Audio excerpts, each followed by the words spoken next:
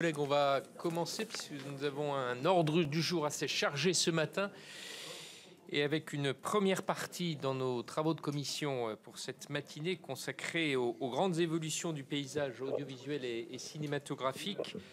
Après l'audition du président de Canal+, le 29 janvier dernier, audition qui a eu un certain écho, et avant celle du nouveau président du CNC, Gaëtan Bruel, le 2 avril prochain, nous avons le plaisir de recevoir aujourd'hui les représentants du Bureau de liaison des industries cinématographiques, le BLIC, et du Bureau de liaison des organisations du cinéma, le BLOC, et de la Société civile des auteurs, réalisateurs et producteurs, l'ARP.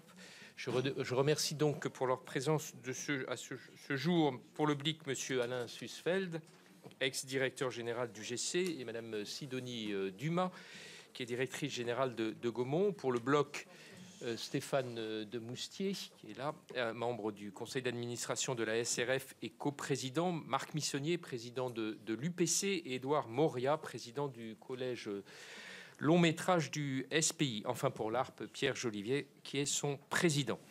Madame et messieurs, j'ai souhaité organiser cette table ronde rapidement, un moment crucial pour la création cinématographique.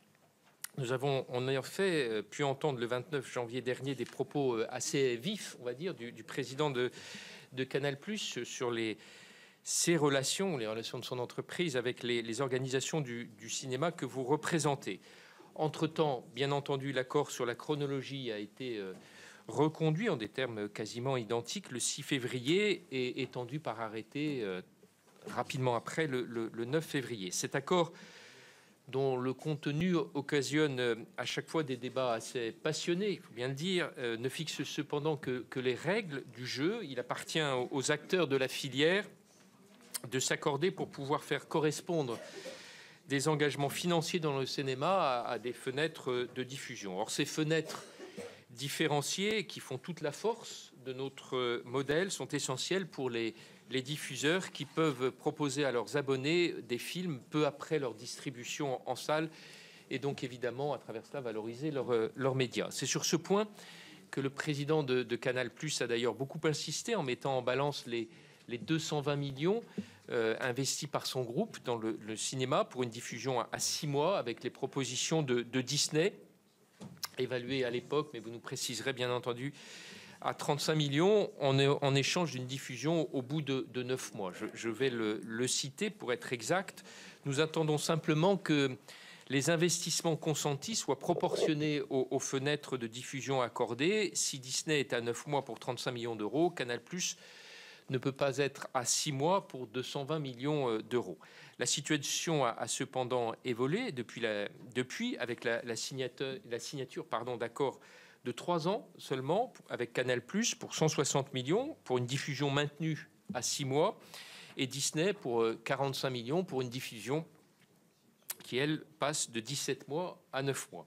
Il n'en reste pas moins que, comme son président l'avait laissé entendre, Canal+ a bien réduit de façon significative son engagement dans le cinéma français, et on peut s'interroger également sur la fenêtre accordée à Disney comparativement à celle de Canal au regard d'un engagement financier beaucoup moins important. Il nous sera donc utile de connaître votre analyse précise de la situation actuelle.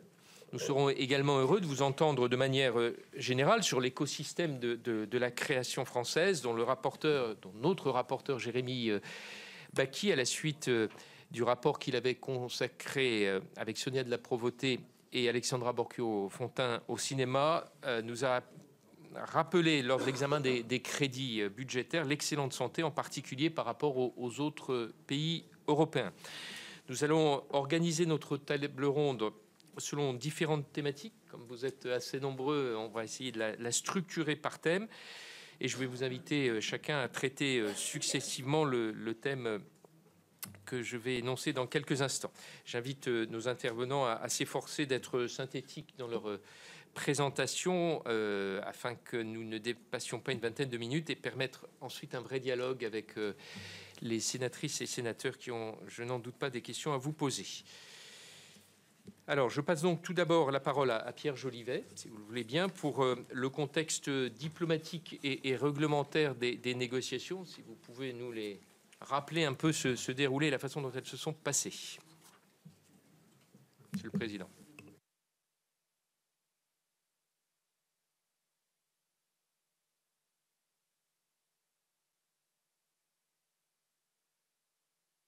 Accords récents et à venir.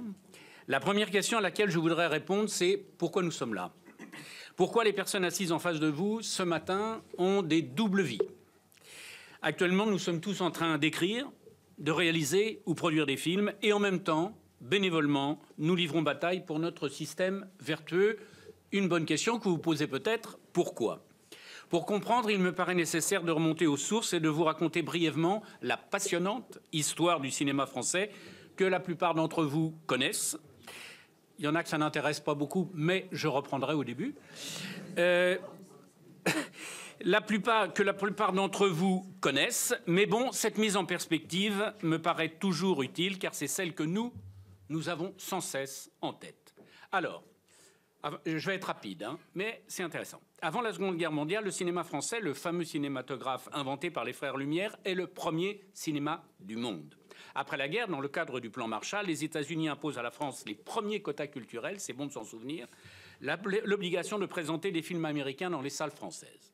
Pour répondre à cette obligation, le général de Gaulle et son ministre de la Culture de l'époque, André Malraux, décrètent qu'une taxe retenue sur chaque place de cinéma alimentera un fonds de soutien au Centre national du cinéma. Cette somme sera reversée au producteur du film pour son prochain film, à condition que sa société soit française. L'application de cette idée géniale perdure aujourd'hui. Elle finance, entre autres, l'éducation à l'image qui participe à la formation de nos futurs spectateurs. Elle valorise les salles de cinéma et le vivre ensemble de nos agglomérations, ce qui n'est pas rien. J'en profite pour vous rappeler cette vérité simple. Le cinéma français est donc financé, dans son immense majorité, par les spectateurs eux-mêmes et non par les impôts payés par les citoyens français, comme on peut hélas l'entendre trop souvent. Ainsi, l'amont finance l'aval, c'est le cercle vertueux. Si vous me donnez encore 2 minutes, un deuxième petit historique. Je prends le temps de vous expliquer, je veux prendre encore 1 minute pour un deuxième historique, celui de l'arrivée de la télévision. Prenons conscience de l'impact de ce nouveau média qui fait chuter les entrées en salle, mais qui, dans le même temps, base son succès sur la diffusion des films.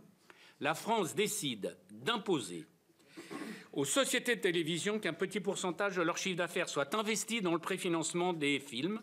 Le même système sera également appliqué à l'arrivée de Canal+, dont on va parler aujourd'hui, puis grâce à la directive européenne SMA, également appliquée aux plateformes américaines. Ce que je voudrais rappeler, c'est qu'il faut comprendre que ce principe n'a pu exister que grâce au concept de l'exception culturelle, qui considère que les règles du commerce et la seule loi du marché ne peuvent pas s'appliquer à la culture. Lors de négociations du GATT, cette exception fut imposée de haute lutte par François Mitterrand et Édouard Balladur, à l'époque en cohabitation, mais totalement, et c'est pour ça que c'est intéressant aujourd'hui de rappeler cette vérité historique, à l'époque en cohabitation, mais totalement convaincus ensemble de son importance. C'est ce même concept d'exception culturelle inventé par la France qui a été signé dans une charte par plus de 180 pays et institutions à l'UNESCO. Ça, c'est l'historique. Voilà pour l'historique. Et donc, en résumé, pourquoi nous sommes là face à vous ce matin? Parce que nous sommes dépositaires de cette histoire et nous avons le devoir d'inventer en permanence les adaptations qui permettront à notre système vertueux de perdurer. Voilà pour l'historique. Mais demain, car nous sommes déjà demain et un vent très mauvais souffle d'outre-Atlantique qui pourrait mettre à bas tout ce que nous avons fait, tout ce qui a fait de nous, aujourd'hui, le deuxième cinéma du monde, rappelons-le. C'est pourquoi, à l'heure où se construit une Europe de la défense, une Europe de la culture devient plus indispensable que jamais.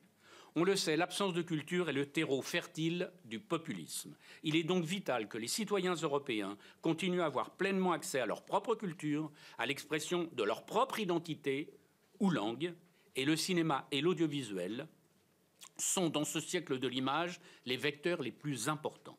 Il est existentiel que cette culture ne soit pas formatée par des puissances extra-européennes qui viseraient à nous endormir ou à nous désinformer à l'heure où les combats pour la liberté de l'Europe s'avèrent vitaux. Nous ne devons pas accepter, vous ne devrez pas accepter, nous ne devrons pas accepter tous ensemble que nos systèmes vertueux puissent disparaître dans un troc commercial imposée par le président des États-Unis. Cela plongerait l'Europe des Lumières dans un obscurantisme propice à toutes les dérives antidémocratiques. La culture n'est pas une marchandise. Elle est l'essence même de notre diversité européenne. Elle est partie prenante de la conscience de chaque citoyen et de son humanité. Elle n'est donc pas négociable. Je vous remercie et je passe la parole à mes partenaires. Alors, on va passer la parole à Stéphane. Merci, Monsieur le Président. À Stéphane Demoustier, justement, pour qu'il nous positionne un peu l'importance de cette chronologie des médias dans cette exception culturelle. Oui, merci, Monsieur le Président. Bonjour, mesdames et messieurs les sénateurs.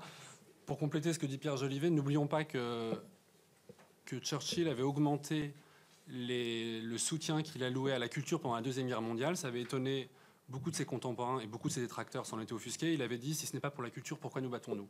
Je pense qu'il sera important que la force publique s'en souvienne dans les mois qui viennent. Moi, je vais vous parler de la chronologie des médias, qui, dans l'écosystème du cinéma français, fait partie des jalons qui fondent le socle de ce qu'il est. Le principe de la chronologie des médias, c'est de réserver des fenêtres d'exposition des œuvres séquencées dans le temps et selon les diffuseurs. Donc un film, la chronologie des médias s'ouvre lorsqu'il est diffusé en salle de cinéma, puis plus tard il passera sur une chaîne de télévision gratuite, puis plus tard peut-être sur une plateforme payante, puis plus tard sur une chaîne hertzienne gratuite. S'ajoute à cela la vidéo à la demande, s'ajoute à cela l'exploitation DVD. Et pour chaque fenêtre, on a un temps. Par exemple, la règle de la chronologie des médias, c'est que la télévision payante apparaît au bout de 9 mois après la sortie en salle, la plateforme au bout de 17, la télévision gratuite au bout de 30 mois. Ces chiffres peuvent être amendés si le diffuseur concerné, en plus de signer la chronologie des médias, signe un accord avec les acteurs de la profession. Et cet accord, c'est quoi? C'est un engagement d'investissement de son chiffre d'affaires dans le cinéma français. Et puis c'est aussi des dispositions annexes comme des clauses de volume, c'est-à-dire un engagement sur un nombre de films par an, ou des clauses de diversité, c'est-à-dire un engagement sur des films qui vont être sous un certain montant de financement afin de s'assurer que tous les financements n'affluent pas vers les mêmes films plus onéreux. Mais le socle, c'est donc cette chronologie des médias. Comme ça a été dit en préambule, la précédente mouture avait été signée en 2022. Elle a été renouvelée en 2025. C'est important de dire que Canal+ a signé, TF1 a signé, Disney a signé, France Télévisions a signé. En gros, les grands acteurs de la diffusion ont signé. Et côté des professionnels de cinéma, eh bien, ça a été signé également par toute la profession. Alors, on a des acronymes un peu obscurs, BLIC, Bloc, ARP. Mais ça veut dire quoi? Ça veut dire que les acteurs de la profession indépendants, les grands groupes, tout le monde s'est accordé tout le monde a tiré dans le même sens et revendique cette chronologie des médias parce que ça sert la diversité culturelle dans ce qu'elle a de plus riche, ça sert tout type de films, les films de marché, mais aussi les films de recherche, par exemple, qui sont également nécessaires. Quel est l'intérêt de ce système? Et c'est là l'essentiel de mon propos. Je dirais qu'il y a 3 choses. D'abord, ces fenêtres d'exploitation différenciées, c'est des leviers de financement précieux pour le cinéma français. Canal+ pour avoir un film à 6 mois, parce que Canal+ est à 6 mois grâce aux accords que nous avons, qu'ils ont acceptés et que nous avons signés avec eux. Pour être à 6 mois, Canal+ va évidemment payer. Pareil pour une chaîne hertzienne qui pourra avoir le film sur sa chaîne, va payer également. C'est des leviers de financement précieux et ça permet la vitalité du cinéma français. Deuxième chose, c'est que ça préserve l'attractivité des salles. Et je pense que, enfin, nous pensons tous que la salle est essentielle pour des raisons économiques, parce que ça émaille le territoire et c'est un vivier d'emploi, bien sûr. Pour des raisons sociales ou sociologiques, c'est un lieu de vie merveilleux, la salle. Et puis pour des raisons culturelles aussi, parce que nous tous, nous pensons, et je pense que collectivement, nous serons tous d'accord pour le dire, il n'y a pas de meilleur endroit que la salle pour faire vivre un film et pour faire pour vivre l'expérience d'un film. La salle, il faut la protéger, ça paraît une évidence en France, parce que notre parc de salles est vaste et qu'il y a une culture de la salle, mais si vous regardez l'histoire, dans les années 70, en Italie, il y avait 375 millions de spectateurs par an dans les salles de cinéma. Aujourd'hui, c'est 70 millions. En France, aujourd'hui, on est presque à 200 millions. En Allemagne, ils sont à 95 millions. Il n'y a pas beaucoup de secteurs économiques où il y a ce rapport-là. Sachant qu'en plus, en Allemagne, ils ont seulement 16% de leurs films qui sont des films allemands dans les parts de marché annuelles. Là où en France, on est à 44%. Donc on voit bien que notre système, il fonctionne, mais c'est parce qu'il y a une volonté collective et une volonté politique qui fonctionne. Dernier point, le fait que le film navigue, qu'il soit d'abord en salle, puis sur une chaîne payante, puis sur une plateforme, puis bien sûr sur une chaîne gratuite. ça garantit avant tout l'accessibilité des films à tout le monde. Un film qui va être un unitaire produit par une chaîne ou par une plateforme, ou une série produite par une plateforme, elle sera visible que sur cette plateforme. Là où un film de cinéma, eh bien, le public cinéphile va le voir en salle. Les jeunes qui participent au dispositif d'éducation à l'image vont peut-être le voir en salle, et c'est merveilleux. Mais après, il pourra être vu par les abonnés Canal+, et puis il pourra être vu au bout de la chaîne, en famille, sur une chaîne hertzienne. Et ça, c'est essentiel, cette accessibilité à tous. Et la chronologie des médias est le garant de ça. Je vous remercie de votre écoute.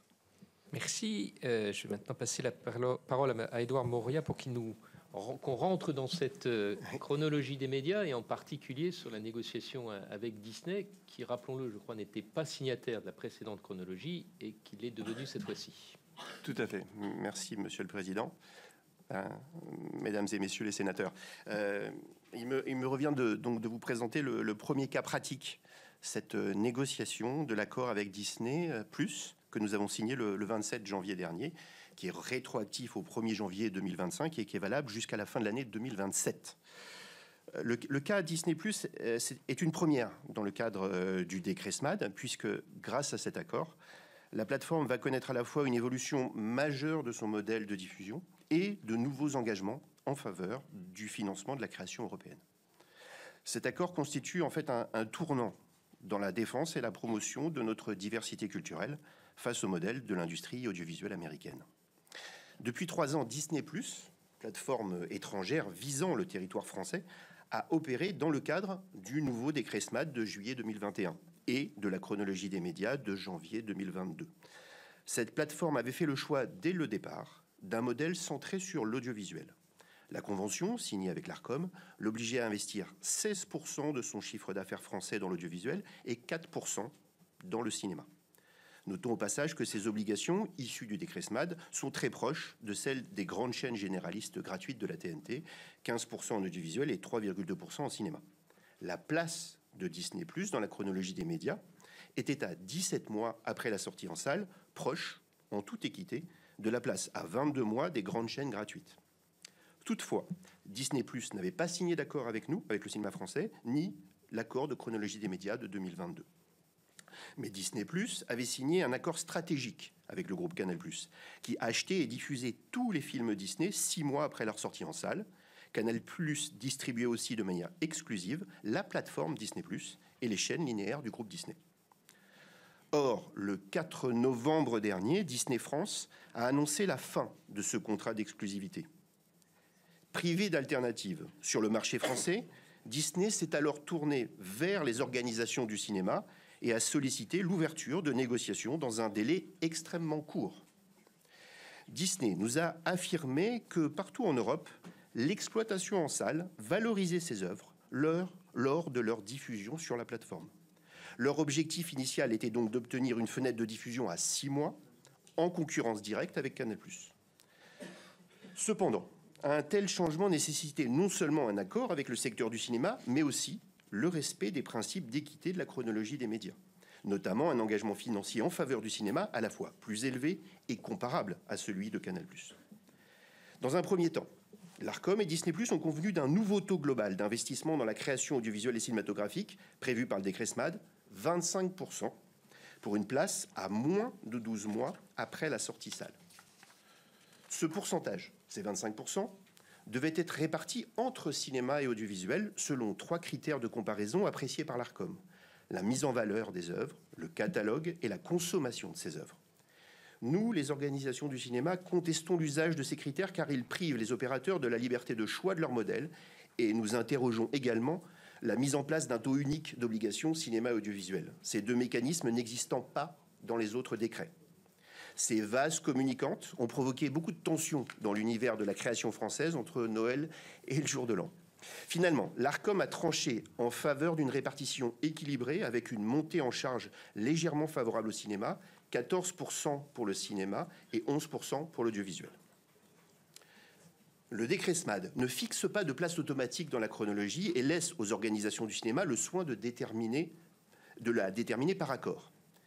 Afin de garantir une concurrence juste et une équité entre les différents opérateurs, la place de Disney+ s'est imposée en comparaison avec les autres décrets. Un investissement de 14% dans le cinéma correspond à une fenêtre de diffusion à 9 mois. conformément aux règles appliquées aux acteurs du câble, du satellite et de la TNT. Voilà donc comment et pourquoi l'évolution du modèle de Disney+ lui a permis de se retrouver à 9 mois dans la nouvelle chronologie 2025-2027. Bien loin du principe d'un appel d'offres, le cinéma français applique un principe d'équité sur la base du pourcentage d'investissement dans le cinéma. Cet accord ne se limite pas à un changement de chronologie. Il représente également un engagement financier inédit en faveur de la création française et européenne. J'ajoute simplement qu'il y a un obstacle aujourd'hui qui demeure. Nous ne connaissons pas précisément le chiffre d'affaires de Disney en France, ce qui complique nos négociations. Protégés par un secret des affaires probablement excessif, les données disponibles reposent sur les déclarations de Disney. Néanmoins, un minimum garanti a été fixé, 115 millions d'euros sur 3 ans, soit 38 millions par an en moyenne. 90 millions pour l'audiovisuel, toujours sur 3 ans, soit un total de plus de 215 millions sur 3 ans pour la création française. Rappelons aussi que la puissance publique a donné une définition stricte de l'indépendance en matière de cinéma, afin d'assurer la liberté des auteurs et des producteurs dans leurs propositions créatives face aux diffuseurs. Les 3/4 des investissements de l'obligation de Disney+ doivent être engagés sur des films n'ayant aucun rapport avec le studio Disney. La diversité, valeur essentielle de notre modèle de production française, aux succès nationaux et internationaux éclatants, est dans cet accord assurée par 3 clauses. Une clause de volume qui garantit 70 films sur 3 ans, soit au moins 23 films par an. Une clause dite de diversité, avec 17% de l'obligation de préachat des films sur les films à moins de 4 millions. On l'a dit, un seuil qui favorise le renouvellement des auteurs, des comédiens et des techniciens. Enfin, et c'est unique dans nos accords récents, l'accord offre une diversité de genre avec 8% pour l'animation et 2% pour le documentaire. Par ces différents mécanismes, cet accord permet de maintenir la valeur de la première fenêtre d'exploitation payante, puisque les investissements moyens par film en préachat de Disney+, une trentaine de millions pour 23 films, seront très proches de ceux du groupe Canal+. En conclusion, à l'issue de cette négociation dans un temps très contraint, Disney signe pour la première fois de son histoire la chronologie des médias. Disney investit 25% de son chiffre d'affaires dans la création française et européenne, avec une part majoritaire dans le cinéma. Disney a l'impossibilité de concentrer ses investissements sur des films Disney, ni même sur un petit nombre de films, grâce à 2 clauses d'indépendance et de diversité. Cet accord illustre la capacité de régulation de notre modèle et la force du décret SMAD dans la préservation de notre diversité culturelle, mais il en révèle aussi certaines limites qu'il conviendra, je l'espère, d'améliorer afin d'assurer toujours plus d'équité et de transparence dans le financement de notre création cinématographique. Je vous remercie. Merci, Monsieur Sussfeld. Maintenant, pour la négociation avec Canal+. Monsieur le Président, Mesdames et Messieurs les sénateurs, je vais vous narrer le feuilleton de la négociation avec Canal. Alors, je voudrais d'abord commencer par une chose. Nous ne sommes pas plus stupides que d'autres. 1 milliard, ça nous intéresse. Okay. Donc, nous n'avons pas refusé le milliard. Nous avons été confrontés à une demande légitime de Canal, qui est de rechercher un investissement à moyen terme dans une logique industrielle, et donc d'être sur une logique d'un accord de 5 ans. On a donné notre accord à Canal sur cet accord de 5 ans. Mais cet accord de 5 ans était assorti d'une demande d'extension de la chronologie sur la même durée. C'est essentiel. L'extension est un élément essentiel de la pérennité de la chronologie. S'il n'y a pas extension, il n'y a pas de chronologie, puisque par hypothèse, elle n'est pas opposable aux tiers. Donc elle n'est pas opposable à ceux qui ne l'ont pas signé, exactement comme en matière de convention collective, pour faire un parallèle. Okay ? Et donc, pourquoi à ce moment-là on a eu ce problème de cette demande de 5 ans? Pas tellement pour des raisons législatives. Actuellement, le décret ne peut avoir une extension que de 3 ans. Peut-être qu'on pouvait obtenir 5 ans de modification du décret. Pourquoi pas? Mais c'est pas ça. C'est que pour que la chronologie soit validée, il faut que les autres opérateurs la signent. Or, ni les chaînes de télévision gratuites, ni les opérateurs de SMAD n'étaient prêts à s'engager sur 5 ans. Donc nous n'avons pas eu le choix. Nous avons été désolés. Et je ne vous cache pas que ça nous aurait simplifié la négociation et ça nous aurait réduit le temps que nous y avons consenti. Ça, c'est clairement, pour être très clair, sur le problème du milliard. Non, nous n'avons pas refusé le milliard. Hélas, nous avons été conduits à raisonner autrement. Deuxième élément. le background, l'environnement de la négociation Canal, c'est 3 choses. C'est 1, évidemment, la rupture avec Disney. Nous ne sommes pour rien dans la rupture avec Disney. C'est la conséquence d'une relation entre les 2 groupes, mais nous la prenons comme une obligation concurrentielle et réglementaire. Deuxièmement, on a le background de la cotation à Londres. Sans tirer de conséquences significatives à long terme, il est incontestable que cette cotation modifie, en tout cas notre perception complète à long terme de ce que va devenir Canal. Très bien, on en prend acte, mais c'est un élément. Troisième chose, c'est l'abandon des fréquences hertziennes. L'abandon des fréquences hertziennes par Canal à compter du mois de juin, donc à compter du 1er juillet, ça se traduit par une modification de son environnement réglementaire. Il passe de la réglementation hertzienne à la réglementation CAPSAT. Je suis un peu désolé, c'est compliqué, mais c'est ça la réalité juridique. Donc, dans ce cadre, Canal a la possibilité, en effet, en étant en CAPSAT, d'être à 9 mois, moyennant l'investissement de 14% de son chiffre d'affaires. Et s'il veut être à 6 mois, il se doit d'avoir un accord avec les professionnels. Ça, c'est le background juridique de l'accord. Enfin, évidemment, l'évolution américaine était pour nous un problème majeur. On est parfaitement conscient, sans avoir une seconde, imaginé là où on en est aujourd'hui.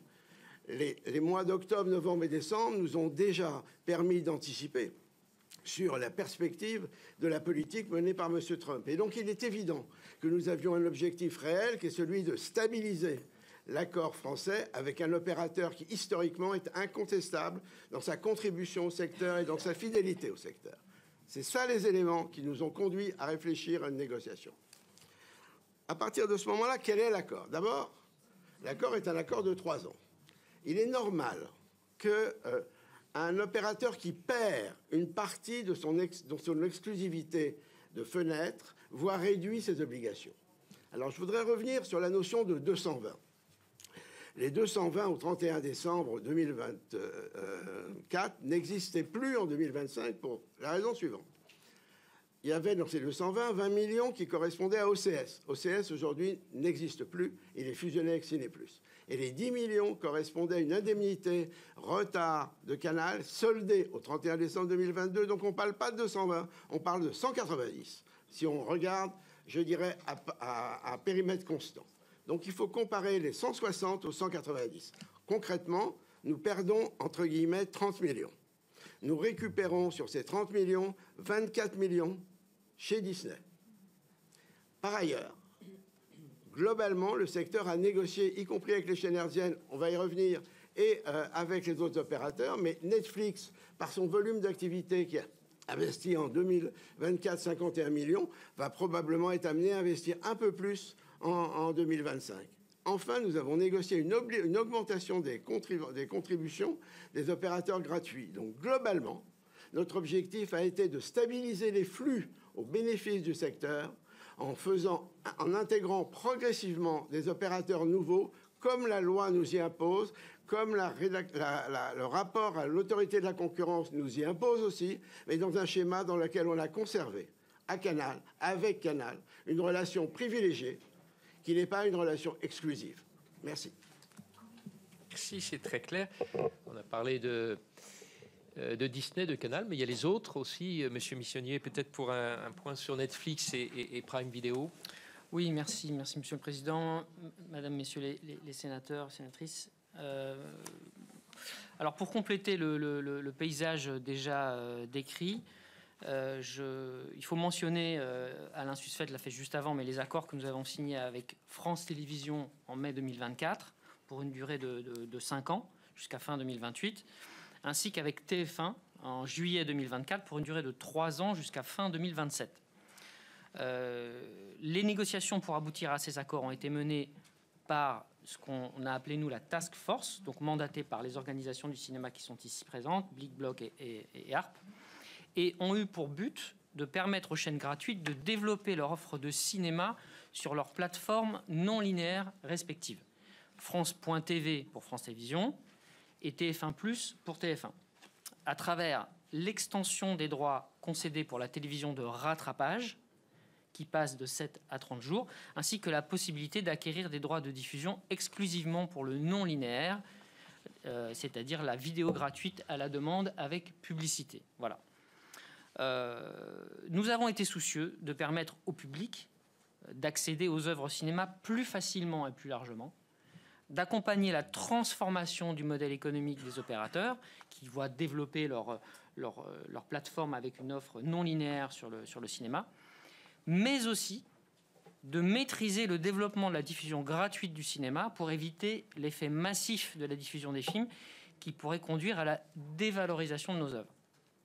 La contrepartie, comme on l'a mentionné, ça a été un investissement financier plus important dans la création française et européenne de la part de ces opérateurs, à rebours de tout ce qu'on nous prédisait au moment de l'arrivée de la diffusion numérique et des plateformes. Souvenez-vous, on nous disait que le cinéma allait disparaître des chaînes linéaires. Ça n'a pas du tout été le cas. Aujourd'hui, le cinéma est plus que jamais présent sur les antennes linéaires et sur les plateformes des chaînes gratuites, et on s'en réjouit. Nous sommes d'ailleurs, parce que j'ai mentionné France Télévisions et TF1, mais nous sommes actuellement en négociation avec le groupe M6 pour un accord similaire à celui que nous avons signé avec le groupe TF1. Alors, concernant les autres plateformes dont vous parliez, essentiellement Netflix et Amazon Prime Video, voici où nous en sommes aujourd'hui. Netflix a signé un accord avec les organisations du cinéma en 2021 pour une durée de 3 ans. Donc qui prend fin en 2024, fin 2024. Cet accord, qui n'a pas été dénoncé avant son terme, a été prolongé d'1 année supplémentaire jusqu'à fin 2025. Nous avons donc jusqu'à la fin de l'année pour nous mettre d'accord avec Netflix. Cet accord, donc toujours en cours, permet à Netflix de diffuser les films de cinéma 15 mois après leur sortie salle au lieu de 17 mois s'ils n'avaient pas d'accord, contre une contribution égale à 4% de leur chiffre d'affaires pour le cinéma, soit le minimum exigé par le décret SMAD, assorti d'une clause de diversité protégeant les films à petit budget de moins de 4 millions d'euros, comme c'est le cas pour les autres opérateurs. Pour le prochain accord, Netflix souhaite avancer à 12 mois dans la chronologie des médias. Mais comme vous l'avez compris, la contrepartie d'une avancée dans la chronologie des médias doit être une contribution plus importante pour le cinéma. Jusqu'à présent, Netflix nous a dit ne pas vouloir contribuer plus que les 4% minimum du décret. Nous n'avons donc, à ce jour, pas pu aboutir à un accord, mais nous continuons à discuter et espérons trouver un compromis avec la plateforme qui a été, soulignons-le quand même, la première à avoir un accord avec le cinéma français parmi les plateformes américaines et la première à signer la chronologie des médias également en 2021. Pour Amazon Prime Video, qui n'a donc pas d'accord avec le cinéma et est positionné à 17 mois après la sortie salle. Alors l'assiette pour le calcul des obligations a fait l'objet d'une discussion entre Amazon et l'Arcom, puisque c'est un chiffre d'affaires composite en fait, et qui a abouti à une contribution d'un montant forfaitaire de 40 millions d'euros pour le cinéma et l'audiovisuel confondus, dont 8 millions d'euros pour le cinéma, d'après le choix qui a été fait par Prime Video à l'époque de la signature de la convention auprès de l'Arcom.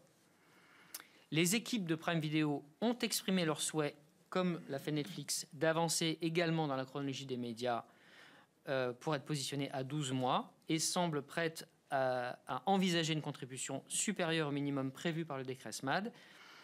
La discussion est en cours. Voilà.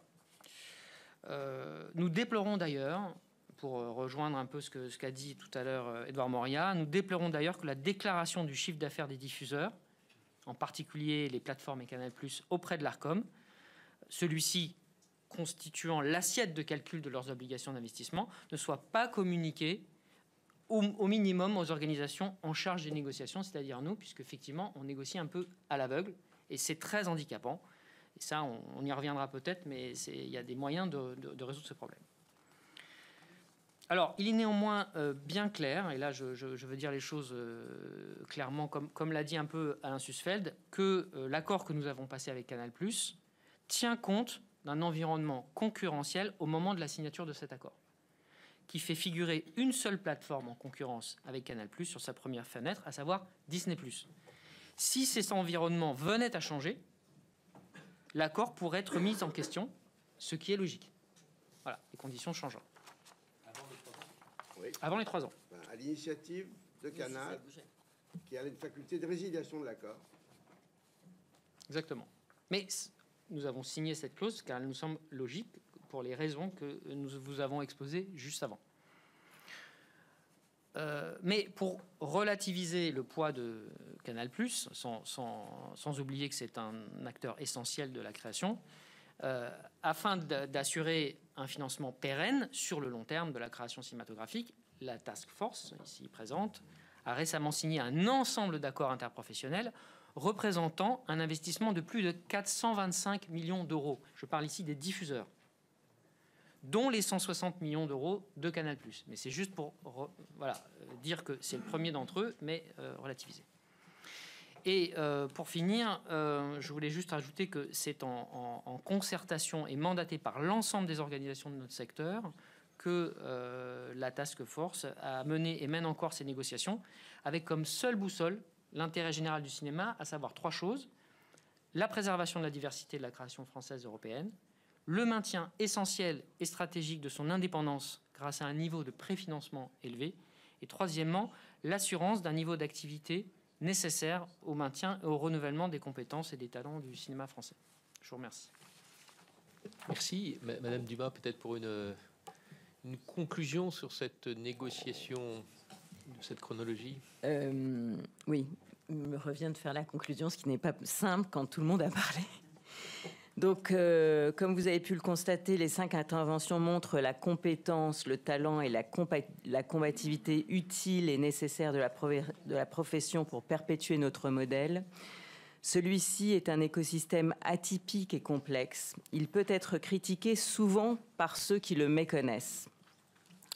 Je voulais ajouter 2 points de vigilance qui n'ont pas forcément été cités, mais qui sont sur le dossier de géoblocage à l'égard de la Commission européenne et sur l'avenir de la directive de la SMA, qui est un sujet qui régente et qui toute notre problématique avec les plateformes. Mais notre modèle est unique car il est structurant, sanctuarisant la salle de cinéma, mettant en avant la diversité. Il montre sa grande capacité à évoluer année après année en s'adaptant aux nouvelles technologies, en faisant place aux nouveaux entrants, aux nouveaux partenaires potentiels. Pour le conserver, nous avons besoin à nos côtés des pouvoirs publics, de vous, de l'ARCOM, du CNC, des professionnels unis et forts. C'est l'exception culturelle à la française. Donc voilà, je fais ce que j'ai pu après tout ça. Merci à vous. Merci à chacun d'entre vous pour ces explications très précises. Je vais passer sans plus tarder la parole à notre rapporteur budgétaire, Jérémy Bacchi, pour une première série de questions. Merci, Monsieur le Président. Merci à vous toutes et à vous tous pour vos interventions. Merci d'avoir rappelé, y compris l'originalité et la particularité de notre cinéma, de cette exception culturelle. Merci aussi d'avoir rappelé que dans un contexte international tel que nous le connaissons, il est important de pouvoir renforcer, consolider ce modèle-là qui est, je partage les propos de Pierre Jolivet, un modèle vertueux et qui nous permettra, à n'en pas en douter, de dépasser dans les années à venir les 200 millions d'entrées en salle. Plusieurs questions, malgré tout, qui me viennent. La première d'entre elles, le fait d'avoir repoussé, selon son président, la reconduction de l'accord de 220 millions d'euros avec Canal+. Cette décision participe-t-elle d'une stratégie de désensibilisation à ce groupe? En d'autres termes, est-ce que le cinéma français a choisi de ne pas mettre tous ses œufs dans le même panier, même si, Monsieur Sussfeld, vous avez en partie répondu déjà à cette question. La deuxième question, avez-vous en tête un montant cible d'investissement dans le cinéma français? À quel résultat pensez-vous pouvoir aboutir? Ensuite, lors de son audition, ici même, le président de Canal+ a plusieurs fois laissé entendre que que l'engagement de son groupe dans le cinéma pourrait être remis en cause, un peu comme cela a été fait dans le football précédemment. Certes, depuis cette date, vous avez trouvé un accord, mais avez-vous senti à un moment donné de la discussion, de la négociation avec le groupe, que toute la politique de Canal+ pourrait, à moyen terme, je ne parle pas de cet accord puisque visiblement vous l'avez trouvé évidemment, mais à moyen terme être remise en cause. Ensuite, autre sujet de friction, l'annonce le 25 septembre dernier du lancement par l'autorité de la concurrence d'une enquête sur d'éventuelles pratiques anticoncurrentielles dans le secteur de la télévision payante et de l'acquisition des œuvres cinématographiques. Avez-vous pu être entendu par l'autorité? Et voyez-vous cette investigation comme une menace pour notre système? Et enfin, pour ne pas être trop long, une dernière question sur un sujet que nous avions d'ailleurs traité avec mes collègues dans notre rapport sur le cinéma, celui de la fenêtre des téléchargements définitifs à 3 mois, qui aurait bénéficié aux acteurs français. Cette idée n'a finalement pas été retenue dans la nouvelle chronologie et n'a même pas fait l'objet d'expérimentation. Pensez-vous que le débat soit d'ores et déjà clos et seriez-vous éventuellement favorable à une disposition de cette nouvelle fenêtre? Je vous remercie. Cédric Vial n'est pas là, mais je vais passer la parole à Alexandra Borchio-Fontimp pour une question sur l'audiovisuel. Merci Monsieur le Président, Madame, Messieurs, mes chers collègues. Je vais intervenir en mon nom, puis aussi dans un deuxième temps au nom de mon collègue Cédric Vial, qui devait nous rejoindre, donc j'espère essayer de pouvoir le remplacer. Moi déjà j'avais une question pendant la période du confinement. Les studios de production avaient pensé remettre en cause le monopole des salles de cinéma et tendaient à vouloir réserver justement la diffusion des films uniquement aux plateformes. Je pense notamment au film Mulan de Disney. Il y a eu un regain, comme on le sait tous ici, de la vitalité de la filière du cinéma français et des salles. Je voulais avoir en fait votre avis individuellement sur justement ce regain, sur ce modèle et ce moyen de faire connaître les œuvres qu'est la salle de cinéma. Connaître, est-ce que vous pensez que ce risque pourrait de nouveau poser ou est-ce que ce risque est totalement écarté aujourd'hui? En fait, comment vous voyez l'avenir de la filière et de la salle de cinéma? Ensuite, je voudrais donc faire une intervention sur un sujet de notre collègue Cédric Vial, qui est le rapporteur en charge de l'audiovisuel et qui avait une question qui concerne nos relations outre-Atlantique avec l'administration Trump, qui évidemment est très critique dans les obligations d'investissement et des taxes qui sont imposées aux plateformes américaines au sein de l'Union européenne et bien sûr notamment en France. Est-ce que vous craignez des mesures de rétorsion? Est-ce que ces critiques, elles peuvent avoir aussi une influence sur la renégociation de la directive, notamment sur les services de médias audiovisuels, voire d'ailleurs sur les accords déjà conclus avec les plateformes américaines? Et puis les nouveaux engagements des diffuseurs en matière de financement du cinéma s'inscrivent dans le cadre donc de la chronologie des médias. La création audiovisuelle hors cinéma repose, comme vous le savez, sur un modèle différent. Dans quelle mesure les nouvelles obligations vont influencer l'équilibre global du financement de l'audiovisuel s'agissant des engagements des diffuseurs dans des programmes autres que le cinéma? Voilà, je vais vous laisser répondre à cette première série de questions, peut-être en vous répartissant les réponses. Je ne sais pas qui commence. Peut-être sur un mot Appuyez sur votre micro, Monsieur Sussfeld. J'ai oublié de préciser que nous étions en direct sur le cinéma et football. Juste. C'est une approche, je dirais, polémique et en même temps qui fait florès. Et je dois dire qu'elle a marqué un peu tout le monde. Moi, je voudrais expliquer pourquoi. Je pense même Maxime Saada n'y a pas cru. Je pense pour 3 ou 4 raisons qui sont extrêmement simples. La première des raisons, c'est simplement que nous ne sommes pas à l'origine de la difficulté de la relation avec Canal. L'origine de la difficulté avec Canal, c'est Disney. Et Disney, nous n'y sommes pour rien. Nous avons des obligations d'intégration, mais nous n'avons pas pris d'initiative en la matière. Ça me semble un premier point important. Un deuxième point, c'est comme vous avez pu remarquer, malgré l'ensemble des affirmations qui ont paru contestables, nous nous sommes refusés à toute déclaration publique. Pourquoi? Simplement parce que notre objectif depuis le début est de signer avec Canal, ce qui, à ma connaissance, ne correspond pas exactement à la stratégie du football. Troisième élément, financement global de la production française, 1 milliard. Même à 200 millions, Canal, j'ai dit ce qu'il fallait passer les 200 millions, c'est 20%. Le football, à ma connaissance, par les télévisions, c'est plutôt 70 ou 80. Donc ne mélangeons pas tout. Merci.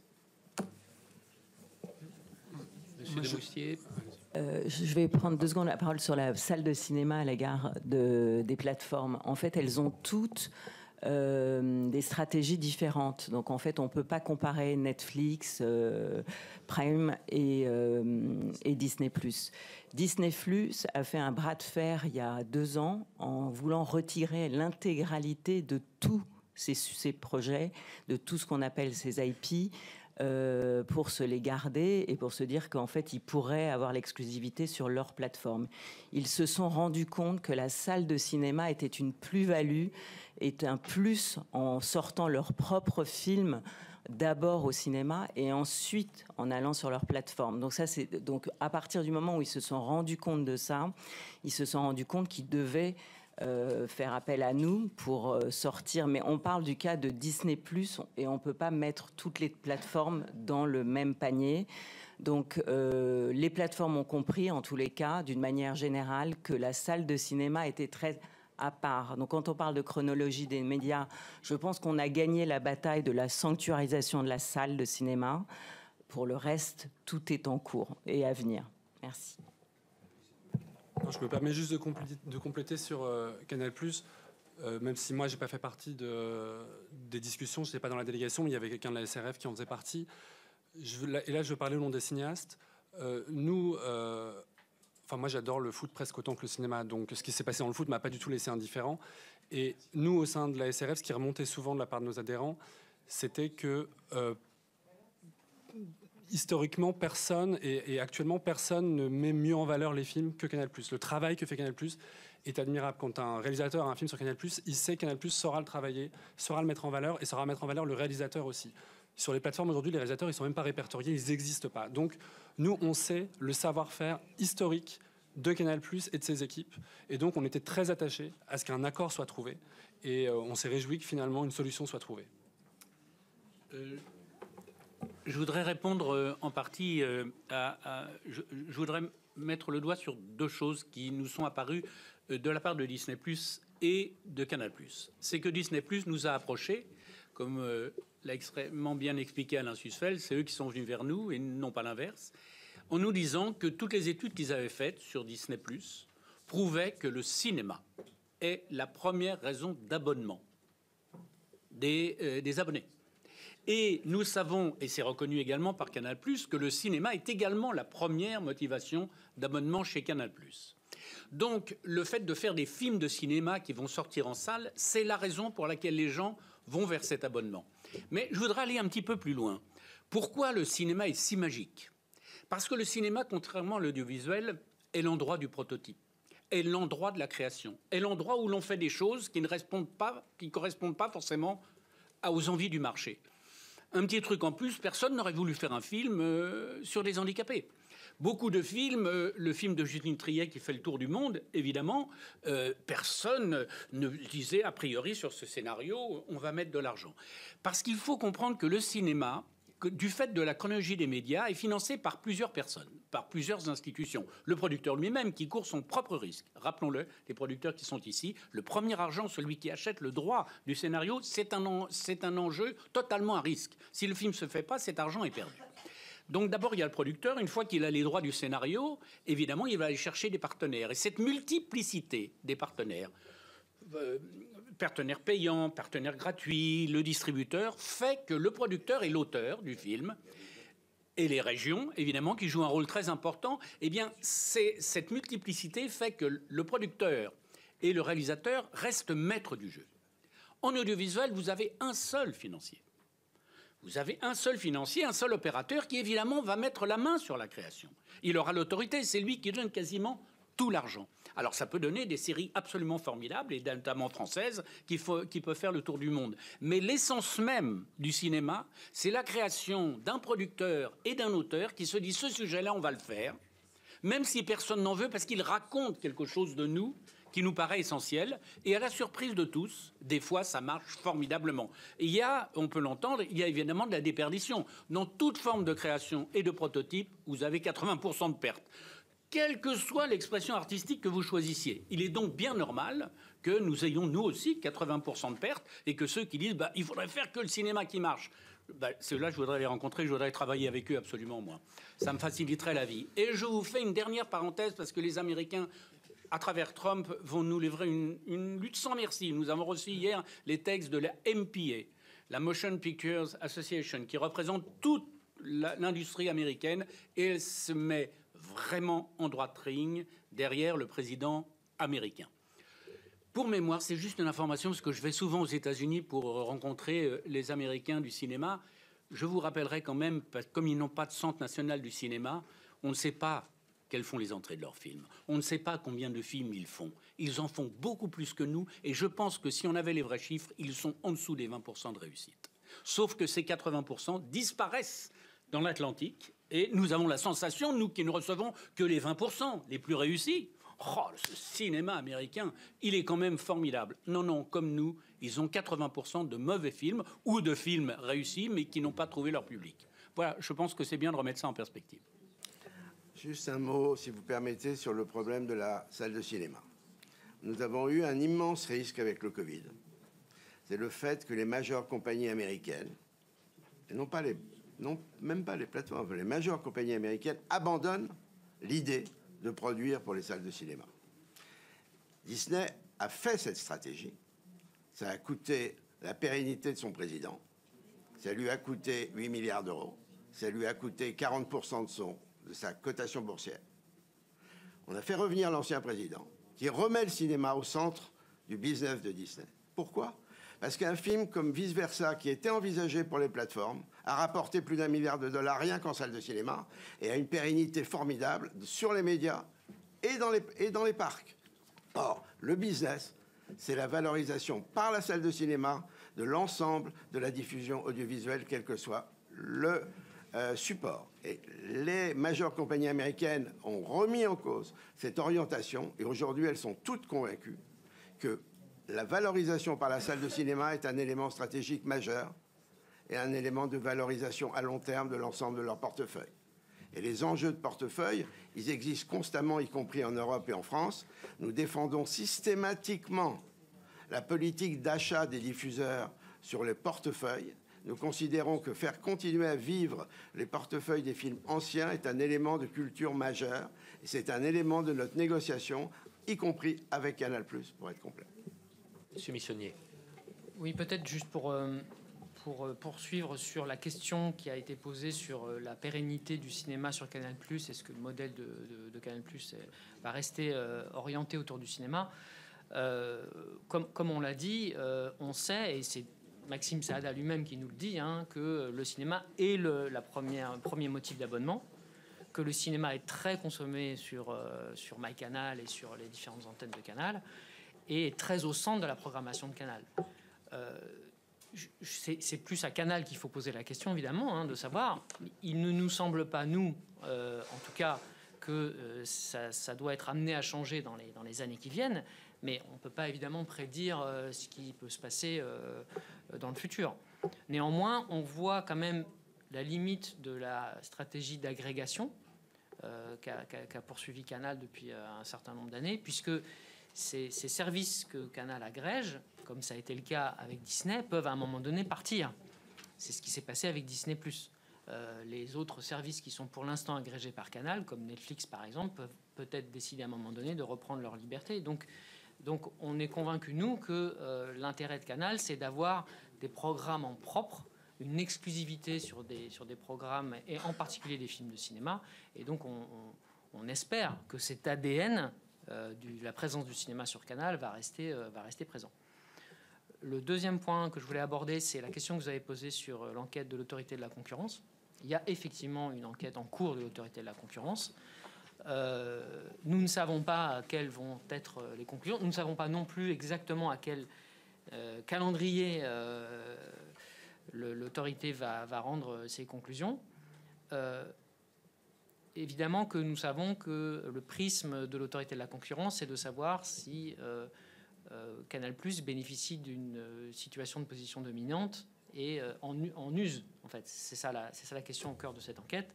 Il nous semble que, avec l'accord qui a été trouvé avec Disney+, on répond en partie à cette question, puisque nous avons fait la preuve que le système tel qu'il existe, à travers la chronologie des médias et les accords, permet à des opérateurs qui souhaitent investir eh bien, peuvent avancer dans la chronologie des médias et donc bénéficier d'une situation concurrentielle meilleure vis-à-vis de Canal. Maintenant, c'est à l'autorité de la concurrence de donner ses conclusions. Merci. Alors, on va passer à une deuxième série de questions, qui sera la dernière du reste. Je vais vous inviter à les noter parce qu'il y en a plusieurs. Je commence par Laurence Garnier.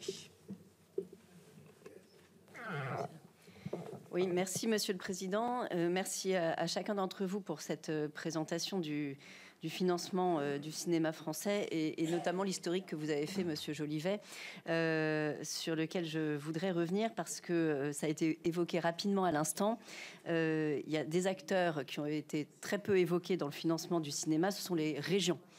Vous n'êtes pas sans le savoir les uns et les autres, un certain nombre de problématiques budgétaires qui se posent à ces collectivités aujourd'hui dans un cadre beaucoup plus large de contraintes de la dépense publique française. Donc je voulais avoir un peu votre regard sur l'avenir de ce financement par les régions du cinéma français. J'ai eu la chance d'être vice-présidente en charge de la culture de ma région. Et je me souviens qu'à cette époque-là, ça fait un petit peu moins de 10 ans, on voyait, nous, élus, l'investissement dans le cinéma davantage comme une vitrine, y compris touristique, de nos territoires, et aussi comme un investissement économique, puisque les chiffres que j'ai gardés en tête, c'était 1 euro investi pour des retombées aux alentours de 3 euros sur le territoire.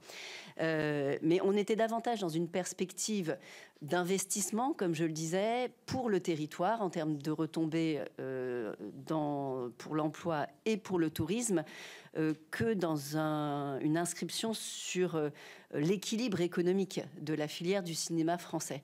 Donc je voulais savoir un peu quel était votre regard là-dessus et comment vous envisagiez l'avenir compte tenu des contraintes financières auxquelles font face ou feront face dans les années à venir nos collectivités régionales. Sylvie Robert, on va prendre toutes les questions. Merci, Monsieur le Président. Tout d'abord, merci, Monsieur le Président Jolivet, pour vos propos sur le modèle du cinéma français. Merci de rappeler que nous sommes dans un pays qui a la chance, en tout cas, de bénéficier de ce système vertueux, que nos concitoyens ont retrouvé les salles, que le cinéma se porte bien, qu'on a fait des cartons avec un certain nombre de films, et que globalement, et vous l'avez dit en substance, il nous appartient en tout cas à la fois de le protéger et de faire en sorte qu'il continue. Vous avez aussi parlé de dispositifs comme l'éducation à l'image. Je rappellerai qu'ils sont dans certaines régions très en difficulté, dans certains départements même supprimés. Moi, j'ai la chance d'être dans une région comme la Bretagne qui considère que la culture est essentielle et que même si elle a des difficultés financières, les choix politiques en faveur de la culture globalement et du cinéma en particulier sont maintenus. Je voudrais vous poser 3 questions rapidement.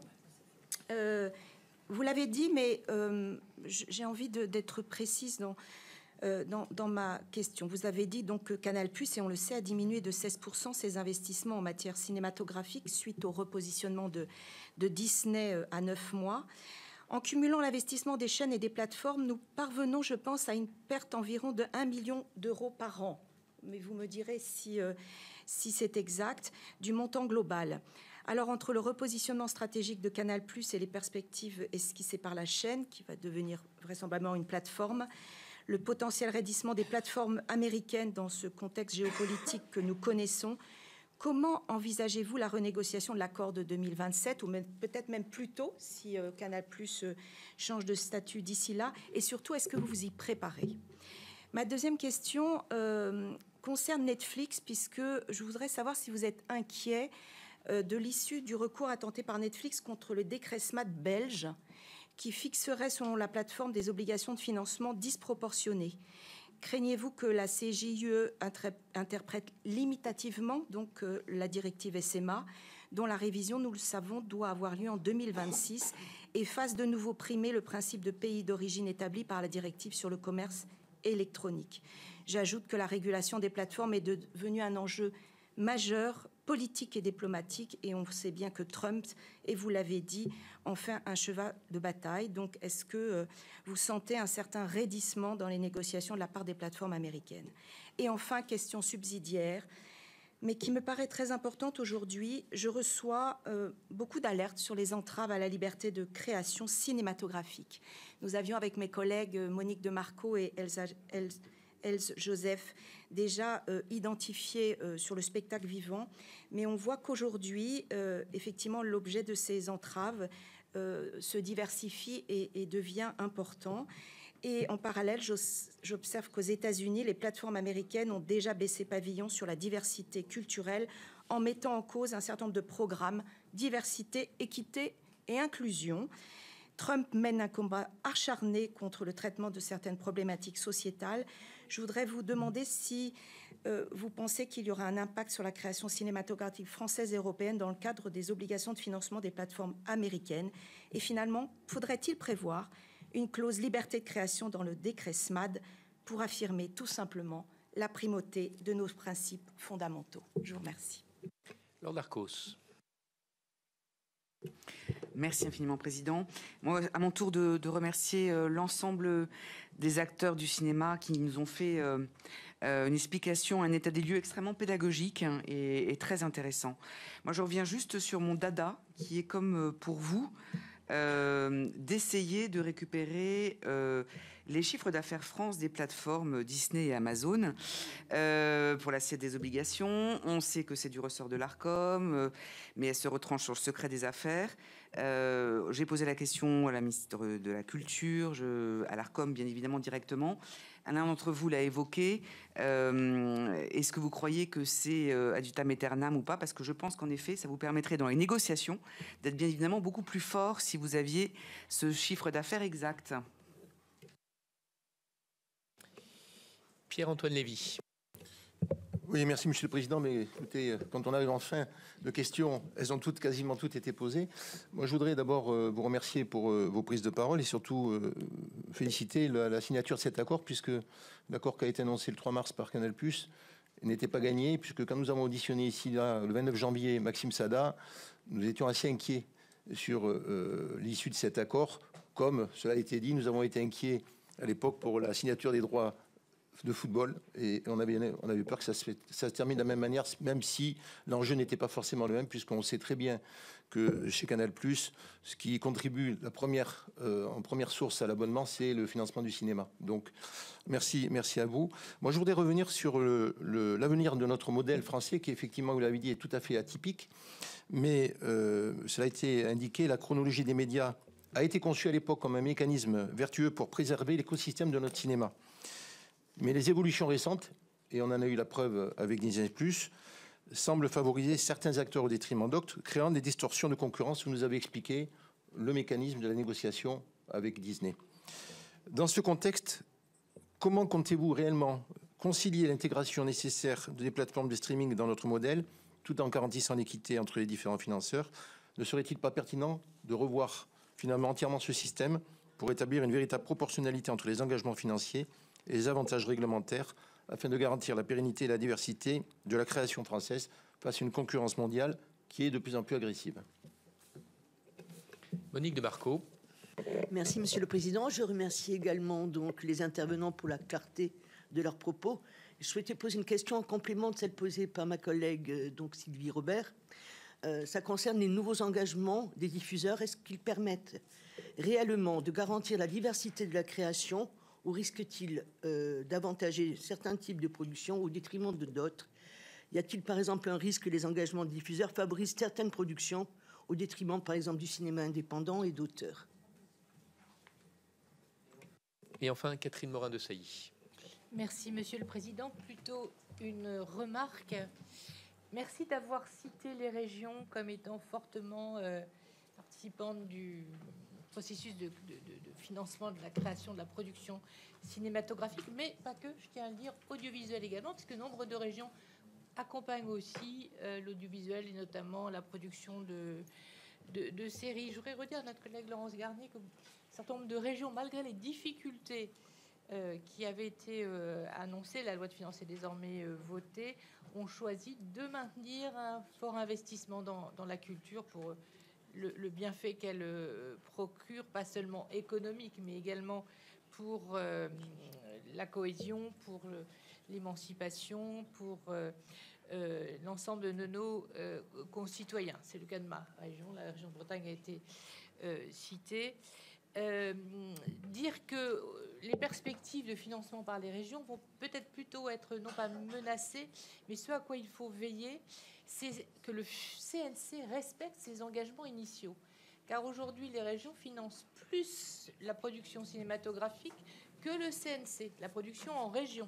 C'est-à-dire que la règle de 1 euro pour 2 euros, au gré du temps, s'est effilochée et on n'est plus dans le même équilibre qu'auparavant. Donc je pense que compte tenu du fait que les crédits d'impôt ont été revotés, que le CNC, du coup, va continuer à percevoir des revenus favorables au soutien à la création, il faudrait revenir vers cet équilibre.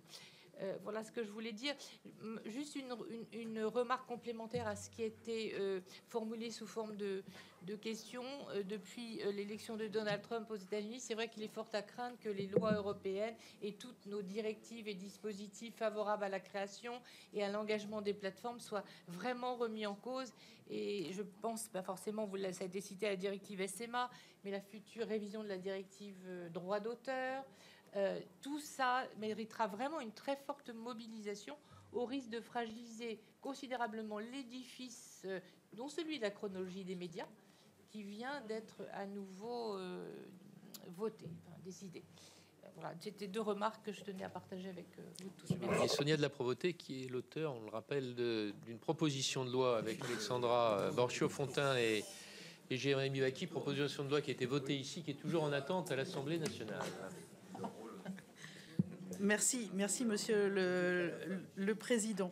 J'ai une question sur les accords qui viennent d'être posés. Même si certains éléments ont été dits, donc je vais essayer de ne pas être trop redondante. Mais l'accord, c'est un vrai chamboulement. On accède plus vite en streaming à un certain nombre de films et à la fois pour l'accord historique qui était celui de Canal+, et à la fois pour le nouveau mode de consommation, c'est-à-dire qu'on s'adapte aux nouvelles pratiques du public. J'aimerais savoir quels sont les garde-fous que vous avez mis en place face à ce chamboulement, puisque le risque, c'est peut-être moins la salle, peut-être, mais peut-être, c'est possible. C'est-à-dire que la salle reste avant, mais moins longtemps. Et donc, on n'a pas la garantie que finalement, la bonne santé de la fréquentation des cinémas en France ne soit pas, si ce n'est complètement, en tout cas partiellement, remise en cause, que ça puisse avoir un impact. Le deuxième sujet, c'est Canal+, avait une place singulière parce qu'il connaissait l'écosystème, il a une pratique quand même, une connaissance des acteurs, de ceux qui font le cinéma en France. L'arrivée des nouveaux interlocuteurs qui ont moins cette pratique, moins ce regard, peut-être, je fais pas de procès d'intention, mais c'est une question qui se pose. Ça peut, au bout du bout, finalement, changer le paysage de la proposition dans le cinéma en France. Et donc, comment vous allez gérer ce sujet-là ? Je dis potentiellement, je mets des prudences parce que la peur n'empêchant pas le danger ou le contraire, je pense qu'il faut regarder ça. Et donc, quels sont les garde-fous aussi que vous avez mis en place par rapport à ça ? Et puis, le troisième sujet, évidemment, c'est un accord aussi financier. Alors, c'est assorti de clauses, mais il y a un accord financier. Qui dit accord, c'est aussi être redevable. Ça marche dans les deux sens. Et comment allez-vous vous assurer que finalement l'exception culturelle, la francophonie, cette façon singulière d'exprimer le cinéma, de regarder les sujets qui font que finalement on a des succès mondiaux, des succès internationaux, y compris aux États-Unis, comment allez-vous vous assurer que cet accord financier se traduise dans un accord qualitatif sur le plan culturel ? D'assurance, c'est pas forcément le meilleur mot, mais... Alors, je voudrais répondre. Oui, alors. On commence par Monsieur Jolivet, et après... je voudrais répondre à la première question qui était sur les régions. J'ai fait mon dernier film en Bretagne qui s'appelle Les Algues Vertes. L'aventure a été forte avec la région, avec le financement. Il est clair que pour beaucoup de films, La région est indispensable au bon financement du film. Au dernier moment, cet argent qui n'est pas absolument colossal, mais est vital. Vous savez, on a monté le financement d'un film, puis au dernier moment, il nous manque les 200 000, les 300 000, les 150 000 qui fait qu'un petit film, tout d'un coup, peut se faire. Donc l'apport des régions est absolument fondamental, en particulier pour les petits films indépendants à petit budget. Je citerai d'ailleurs sur ces régions qui vont supprimer la culture, je citerai cette phrase de Bertrand Tavernier, qui fut un membre éminent de l'ARP. On se pose toujours la question de ce que coûte la culture, on ne se pose pas assez la question de ce que coûte l'absence de culture. Et évidemment, cette absence de culture, à terme, pour la démocratie, elle est fatale, c'est ce que je disais au début. Je vais donc de la région et je vais élargir très vite, je vais aller à la SMA. Ne nous cachons pas derrière notre petit doigt. Moi, j'étais en première ligne, je venais d'arriver à l'ARP lorsque le concept d'exception culturelle y a été inventé et qu'il y avait cette négociation dont j'ai parlé tout à l'heure. Au dernier moment, la France, face à Clinton, qui était un homme de bonne tenue, comparé à celui avec qui nous allons avoir à négocier maintenant. Au dernier moment, la France a fait croire qu'elle ne lâcherait rien sur le commerce maritime. Et finalement, elle a tout lâché sur le commerce maritime. Et Bill Clinton, au dernier moment, s'est dit « Je ne vais pas faire tomber des mois de négociation du GATT, je vais accepter l'exception culturelle ». Donc c'est vous dire qu'au dernier moment, dans un troc franco-américain, les choses se passent d'une façon très concrète. Et évidemment, j'ai un cauchemar qui me réveille la nuit, mais qui va nous réveiller tous. C'est si demain, Donald Trump décide de dire écoutez, je ne taxe pas les produits de luxe, parce que Bernard Arnault est un ami qui est venu à la Maison-Blanche et que c'est vraiment quelqu'un de formidable. Mais en échange, si je ne taxe pas le luxe, supprimez-moi toutes ces obligations des plateformes américaines. Et à partir de ce moment-là, la décision va être violente, elle va être politique. Et si les plateformes américaines n'ont plus d'obligations, Canal+ refusera d'avoir des obligations au nom de l'autorité de la concurrence. Et alors là, pour le coup, c'est la fin de notre histoire. C'est la fin de notre histoire culturelle, c'est la fin de notre histoire du cinéma européen. Et là, nous sommes en danger de mort cérébrale, mais intellectuelle. Voilà, donc région, SMA, finalement, nous sommes dans le même combat. Madame Dumas, vous vouliez... Tout ça pour dire qu'on n'a aucune assurance. En fait, c'était pour... voilà, on se bat et vous le voyez, si on... Non, mais les précautions, on essaye de faire le maximum au moment où on est en négociation et je pense que le coin de table qui représente le cinéma qui est devant vous aujourd'hui est très engagé et combatif pour ces sujets, mais on n'a pas d'assurance pour l'avenir. On s'adapte au cas par cas et jusqu'à maintenant, on a essayé d'embarquer comme on pouvait et avec dans les meilleurs états d'esprit possible tout le monde avec nous, mais on est obligé de s'adapter. Comme je le disais, chaque plateforme a un projet, donc on ne peut pas mettre toutes les plateformes ensemble sans les voir chacune les unes après les autres et on essaye de faire au mieux pour conserver la diversité qui est notre cinéma, en fait. Ce que je veux dire, on représente tous des cinémas différents. On a tous envie que nos projets et nos prototypes cinématographiques traversent l'Atlantique et d'autres endroits. Donc c'est un combat permanent et constant. Donc on est totalement en phase avec ce que vous nous dites, mais on n'a pas d'assurance, en fait. C'est constant. Voilà. Marc ? Non, je voulais juste revenir sur la question cinéma et audiovisuel.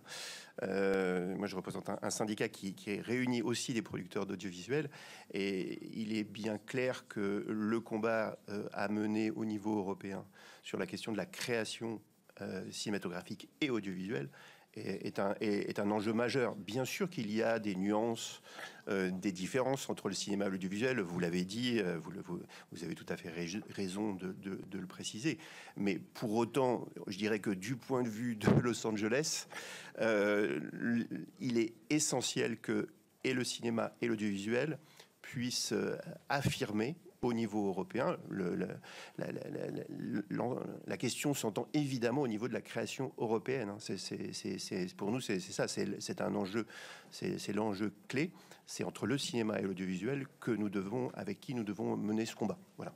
Je voulais préciser pour bien dire que à l'occasion de la question de Disney, vous avez entendu la difficulté de ce taux qui faisait que ce qu'on prenait à l'un allait à l'autre. Voilà, ça a été un combat très singulier et particulier. Je pense qu'au niveau européen, c'est l'ensemble du cinéma et de l'audiovisuel qui doit monter au front. Monsieur Missonnier. Oui, moi je voudrais revenir et réinsister sur le combat au niveau européen, en fait. Même si évidemment, bien sûr, je sais bien qu'on est au Sénat ici, mais juste bien faire prendre tous conscience de cet enjeu, puisque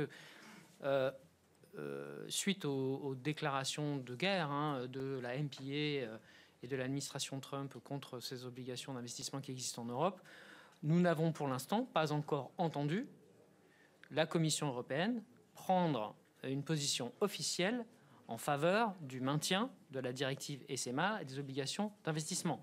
La Commission européenne a pris des positions sur tout un tas d'autres sujets suite aux déclarations de l'administration Trump, pas sur ce sujet-là. Il y a là clairement un manque. Ça a d'ailleurs été, je crois, adressé par un courrier qui part, je crois, aujourd'hui par un certain nombre de députés européens, français, mais pas que français, pour interpeller la Commission sur ce sujet. Et là, il nous faut une position claire. Le flou nous inquiète. Voilà. Je voulais aussi compléter cette discussion alors qui se situe au niveau européen, mais aussi au niveau français. C'est que pour revenir sur la question du budget et du financement de l'exception culturelle, du financement de la création, pour dire que les obligations d'investissement, c'est-à-dire ce système vertueux qui fait que ceux qui diffusent le cinéma contribuent à le financer, eh bien, ça ne coûte pas 1 euro au contribuable. Voilà. Et ça, c'est sûr que de mettre à bas ou de remettre en question tout ce système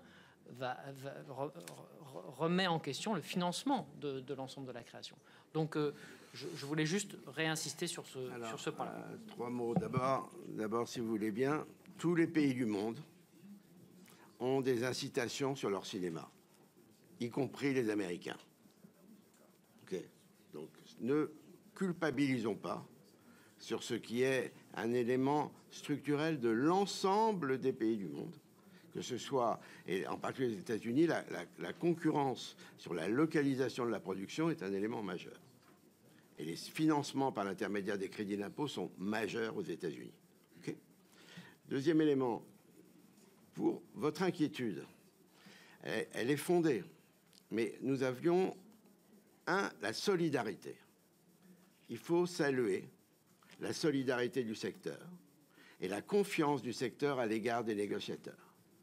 Nous n'aurions pas pu aboutir à ces résultats sans cette constante. Okay. Et donc, je pense qu'il faut s'en rappeler pour le futur. Et en même temps, nous nous devons de faire évoluer le système.